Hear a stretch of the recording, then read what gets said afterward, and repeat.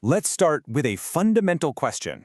Why do logical arguments, even really good ones, so often fail to change deeply held beliefs? You've probably seen this. Maybe you've tried to reason with someone, or even with yourself, and you just hit a wall. It's not about being smart or dumb. It suggests that there's a deeper mechanic at play, a different kind of operating system running in the background. And that brings us to the framework we're going to explore today. This is a research briefing on what's called the interpreter model. Think of it as a proposed blueprint for why our beliefs can be so incredibly sticky, even when faced with contrary evidence. So here's our plan. We'll start by looking at the specific problem this model is trying to solve. Then we'll break down the three proposed parts of the system and, how they're supposed to interact. From there, we'll get into the really interesting part, what testable predictions the model makes, and we'll wrap up by defining its limits and the open questions it leaves us with. Okay, Section 1, the explanatory gap. At the heart of this whole inquiry is a basic observation. There's often a major disconnect between what we say we want and what we actually do. This isn't a moral issue, it's a mechanical one. It's an inconsistency in the system that standard explanations don't always account for very well. And you see these contradictions everywhere. People defending beliefs that are actively hurting them, self-sabotaging things they claim to want more than anything, procrastinating on something that's genuinely urgent, even justifying poor treatment from other people. These aren't just random quirks of personality.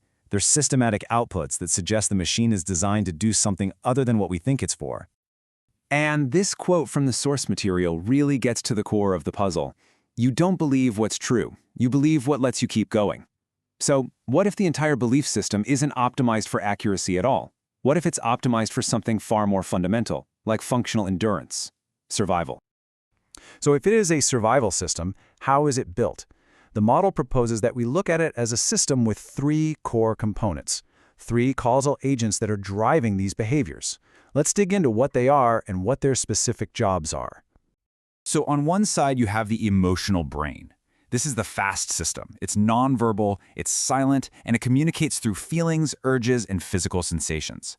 It's the first responder, and its only real job is to ask, safe or dangerous? Then, on the other side, you have the logical brain. This system is slow, it's verbal, it's all about narratives, and it excels at explaining and planning. But the key detail here is that it kicks in after the first signal has already been sent. Now, this is where the model introduces its central component, the interpreter. It's critical to understand this isn't a physical part of the brain, it's a proposed function. Its job isn't to feel or to reason, its job is to be the mediator. It takes those raw, nonverbal signals from the emotional brain and instantly constructs a story around them, a coherent narrative. And its primary goal, its only goal, is stability, to keep the whole system from collapsing. There's a great metaphor for this. You know the yin-yang symbol? It's not really about two opposites fighting. It's about balance and how they fit together. Well, that curved line that separates and connects the two halves, that's the interpreter. It's the function that weaves these two very different ways of processing the world into a single workable whole. All right, so we have our three parts on the board, the emotional brain, the logical brain, and the interpreter function. Now, let's look at the system dynamics. How does information actually flow between them? And what are the rules, the constraints that govern this whole process?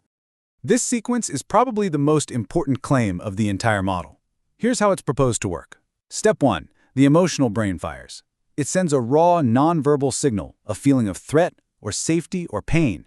Step 2. The interpreter catches that raw signal and immediately, instantly, builds a story to explain it. And then, Step 3. The logical brain receives the story, not the raw feeling. And its job is to then justify that story using language and reason.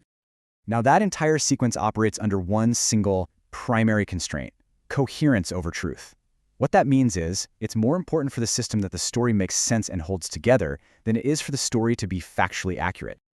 And this quote just says it all. The interpreter doesn't ask, is this true? It asks, can we keep going if we believe this? See, it's a functional question, not a factual one. The goal is to create a narrative that allows the organism to continue functioning, to keep moving forward. If a false story achieves that better than the truth, the system will choose the false story. So what happens if the system fails? What if the signals are so contradictory that the interpreter can't build a coherent story?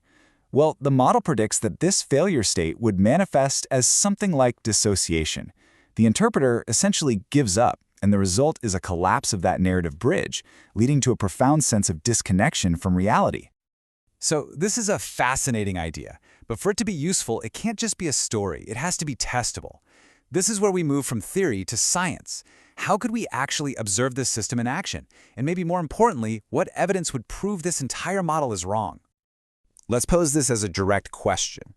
If this model is an accurate description of what's happening under the hood, what specific, observable, measurable signals should we expect to find?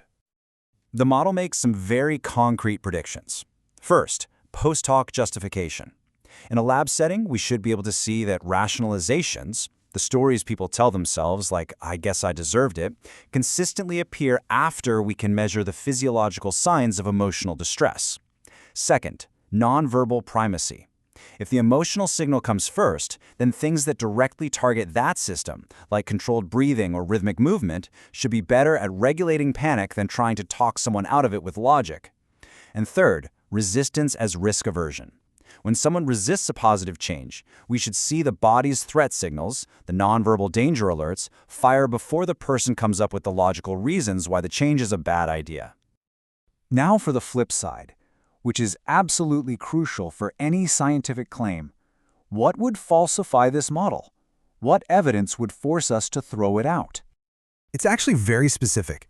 The model would be falsified by consistent, replicable evidence that logical evaluation happens before, not after the core emotional response. If you could show again and again in a controlled environment that when presented with something new, the logical brain engages first and the emotional brain follows, well, that would fundamentally break the proposed sequence of events, and the model would have to be abandoned. Finally, let's talk about boundaries. No model explains everything, so it's critical to be clear about what this model doesn't cover, what it takes for granted, and what big questions are still on the table. So where does this model not apply? Well, it's not meant to explain pure biological reflexes like pulling your hand off a hot stove. It also relies on a key assumption, that this functional split between a nonverbal emotional system and a verbal logical system is real and universal. And we have to acknowledge that there are alternative theories, like standard cognitive behavioral models that say thoughts determine feelings, which could also explain some of these behaviors. And so we're not going to end with a conclusion. We're going to end with a handoff, some notes for the next investigator. First, what is the actual neurobiological hardware for the interpreter? Can we find it? Second, how does this function even develop, from when we're babies to when we're adults? Third, and this is a big one, can the interpreter's prime directive, coherence over truth, be consciously changed or updated? And finally, what about sudden flashes of insight, those aha moments that seem to just appear without any story? How does the model account for those? These are the questions that remain.